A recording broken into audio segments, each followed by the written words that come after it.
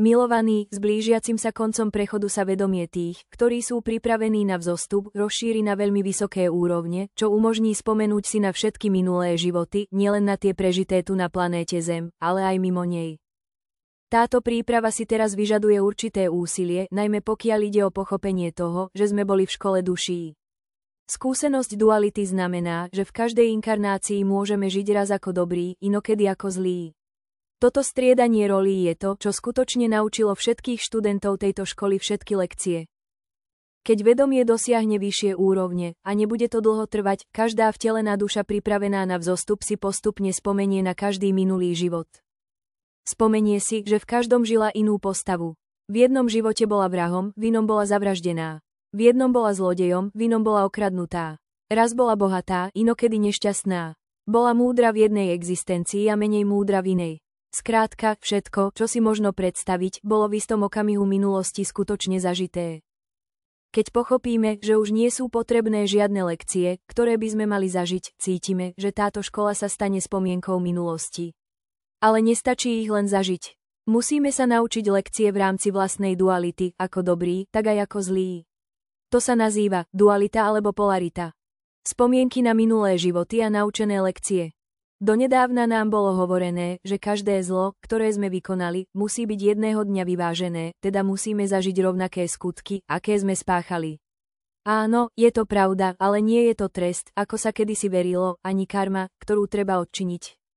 Pretože ak prežívame skúsenosti, ktoré nám ukazujú, aké to je byť v jednej alebo druhej situácii, to, na čom naozaj záleží, je naučená lekcia. Môžeme prirovnať život v 3D k veľkému amfiteátru pod šírim nebom. Všetky vtelené duše tu v každej inkarnácii hrajú inú postavu. Nič v 3D nie je skutočné. Preto hovoríme, že všetko je len ilúzia. Čoskoro to zistíme, keď sa vedomie rozšíri. Nie je chyba, je učenie.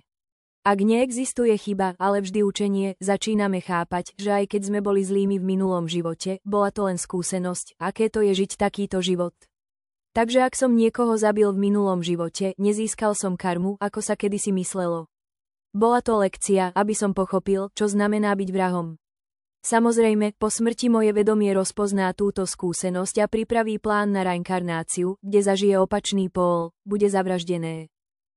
Keď zažijeme obe strany mince, lekcia je naučená. Dnes to naše vedomie už môže pochopiť. Nie je chyba, je učenie. Po skúsenosti však vedomie už vie, že zabíjať nie je potrebné, pretože ak by to urobilo, vytvorí potrebu spásy, to, čo nazývame negatívna karma. Karma, opakovanie a kolektívne vedomie. Jasné pochopenie pravidiel tejto školy duality na trojrozmernej planéte zmierni dopad alebo šok, ktorý mnohí zažijú, keď silnejšie udalosti rýchlo odhalia závoje. Spomínať si na naše činy, ktoré vnímame ako zlé, nemusí byť príjemné pre tých, ktorí ešte nechápu, že všetko bolo len scénické predstavenie, aby fraktál vteleného vedomia mohol prejsť lekciami tejto pozemskej školy.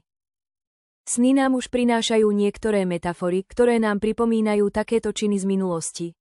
Ale to ešte nestačí. Musíme si uvedomiť, že skutky spáchané, keď sme boli v kriminálnych pozíciách, neboli skutočné, ale nainscenované, pretože v tretej dimenzii nič nie je skutočné. Prvá lekcia je vždy nové učenie. Po tejto prvej skúsenosti už vedomie vie, že takéto skutky netreba opakovať, pretože to vytvára karmu a potrebu vykúpenia.